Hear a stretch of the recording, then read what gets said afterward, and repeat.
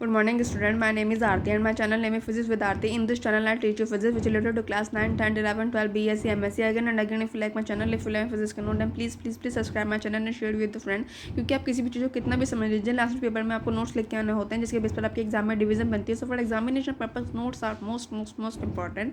Again and again please subscribe my channel, क्योंकि अगर channel subscribe करेंगे तभी मुझे मोटिवेशन मिलेगा और अपने ऐसे रिलेटेड वीडियो ऐसे अपने चैनल में अपलोड करती रहूँगी and share with the friend, ताकि उनको भी आपकी तरह फिजिक्स का नोट प्रोवाइड हो सकें. Again and again all student are warm welcome. Again जिसने पहले से मेरे चैनल फिजिक्स से रिलेटेड वीडियो देखी है उसे पता है कि मेरी क्लास 10th का चैप्टर इलेक्ट्रिसिटी चल रहा है, जिसमें से कि मैंने आपसे कहा था कि मैं अपनी नेक्स्ट वीडियो में ये टॉपिक शुरू कराऊंगी. So without any wasting of time let's begin start. Resistance of a system of a resistor or combination of resistance or resistor as a class 10 के हिसाब से मोस्ट इंपॉर्टेंट है. इस 80% एग्जाम में पूछा जाता है. सो without any wasting of time let's begin start. Apart from PD क्या होता है? पोटेंशियल डिफरेंस के अलावा current in a circuit depend resistance of a circuit. Current जो होती है सर्किट में वो डिपेंड करती है रेजिस्टेंस पे. So in the electrical circuit of radio, जो इलेक्ट्रिकल सर्किट होता है radio, TV and other similar thing, it is usually necessarily जरूरी होता है टू कंबाइन 2 और मोर रेजिस्टेंस, तो 2 से ज़्यादा रेजिस्टेंस को कंबाइन करके to get the required current, जितनी हमें करंट चाहिए उतनी हमें मिल सके इन द सर्किट में.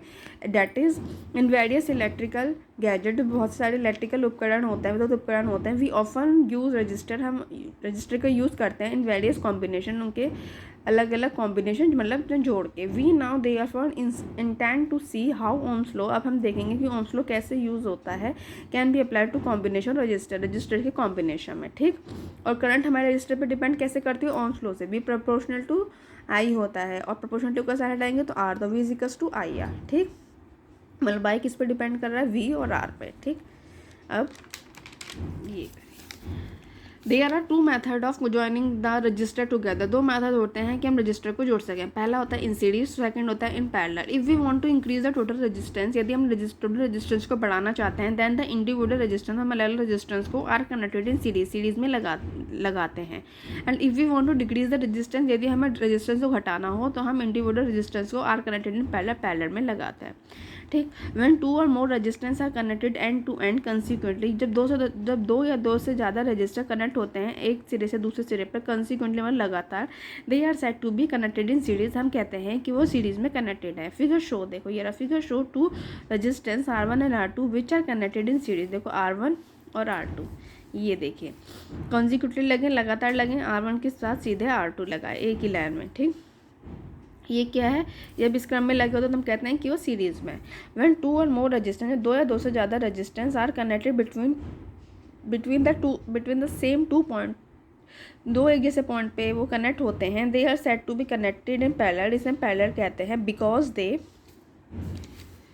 Become parallel to one another, क्योंकि एक दूसरे के पैरेलल होते हैं. देखिए ए और बी 2 रजिस्टर है, एक ही सेम पॉइंट पे कनेक्टेड हुए हैं ए और बी में, और R1 R2 क्या है? पैरेलल. जब इस कंडीशन में होगा, जब भी कोई रजिस्टेंस ऐसे जुड़ा होगा तो हम कहेंगे पैरेलल में.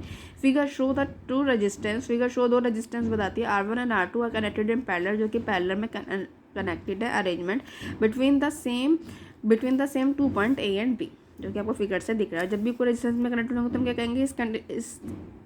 इस कंडीशन में कनेक्टेड होंगे तो हम क्या कहेंगे? पैरेलल. अब हम आपको इनका रेजिस्टेंस का फॉर्मूला निकाल के दिखाएंगे. पहला आता है resistors in series. Resistor series से क्या कहते हैं? ये सबसे पहले देखो, consider 3 resistance R1 R2 and R3 are connected in series. R1 R2 R3 are connected in series. जो मैंने कहा था जब ऐसे जोड़ेंगे तो मिलेंगे सीरीज में. A battery of V volt has been applied to the end of this series combination of resistance. ये देखिए यहाँ से जुड़ी ये, यहाँ से ये जुड़ा ये क्या है हमारा? V volt.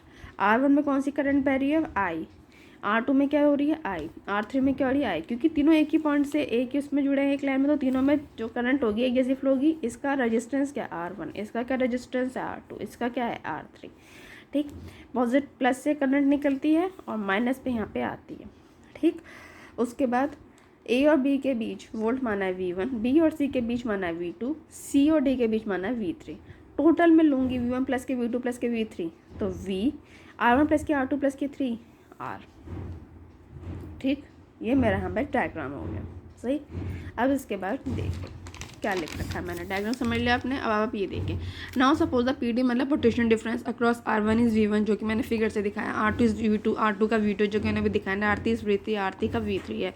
We have supplied a battery of voltage V जो कि मैंने आपको डायग्राम में भी दिखाया। सो द पोटेंशियल डिफरेंस, जो पोटेंशियल डिफरेंस है अक्रॉस थ्री रजिस्टेंस का should be equal to the voltage of the battery applied, जो कि मैंने बताया। टोटल अगर मैं V मानूंगी तो इसकी वैल्यू क्या होगी, V1 प्लस की V2 प्लस की V3, ये क्या होगी question number 1। Let the total resistance और resultant resistance of the combination be the R, जो कि मैंने क्या अभी कहा था R. The current flowing through the whole circuit is I, क्योंकि एक ही पॉइंट से कनेक्टेड है तो इनकी करंट क्या होगी, आई होगी। So applying the Ohm's law, यदि हम ओम्स लॉ निकालते हैं to the whole circuit we get V upon I is equals to R is equals to V is equals to I multiply R, ये हो गई question number 2। Since the same current I flow through all resistance, क्योंकि same current I flow कर रही है through the all resistance में R1 R2 and R3 in series, जो कि सीरीज में। सो अप्लाइंग ओम्स लॉ, यदि हम ओम्स लॉ को अप्लाई लगाएं टू ईच रेजिस्टेंस सेपरेटली, अलग अलग रेजिस्टेंस में अलग अलग, तो वी विल गेट V1 में क्या होगी IR1, V2 में क्या होगी IR2, V3 में क्या होगी IR3। इक्वेशन नंबर 3 ये हो गई, फर्स्ट ये हो गई और सेकंड ये हो गई। तो यदि हम तीनों को करें तो V की वैल्यू क्या है आई आर, V1 V2 3 की वैल्यू तीन को प्लस करेंगे तो आई कॉमन निकलेगा, आई कॉमन निकाल दिया, आई से आई कट गई और आर की वैल्यू क्या आ गई R1 प्लस की R2 प्लस की R3।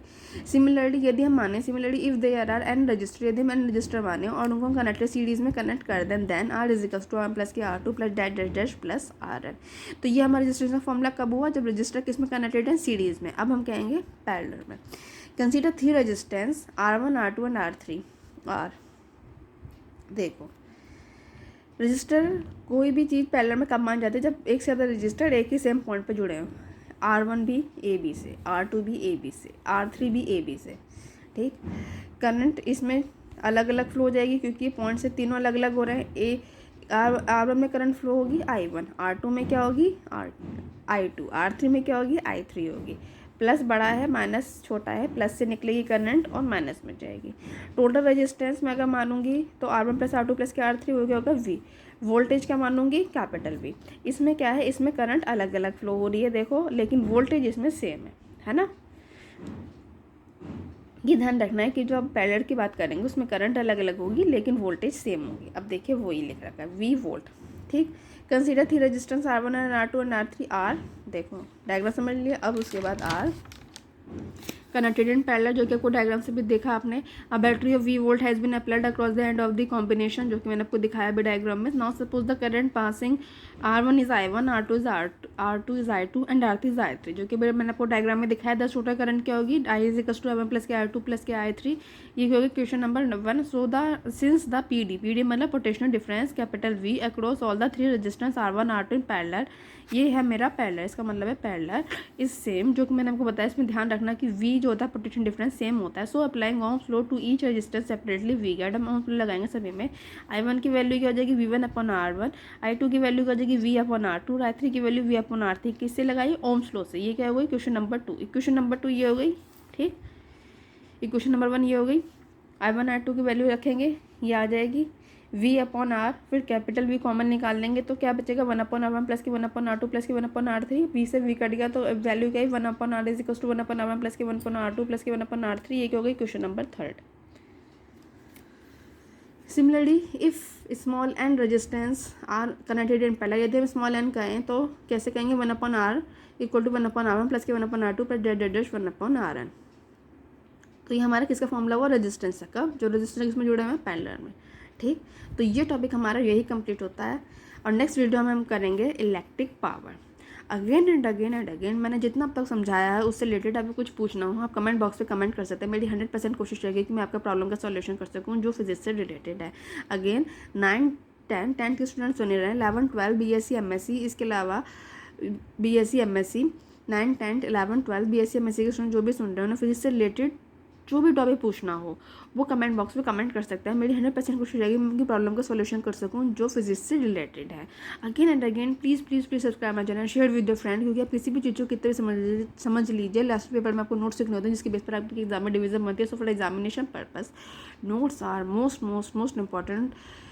So please please please subscribe my channel and share with your friend, ताकि उनको भी आपके तरह नोट्स प्रोवाइड हो सकें। And please please please subscribe my channel. Okay student, bye.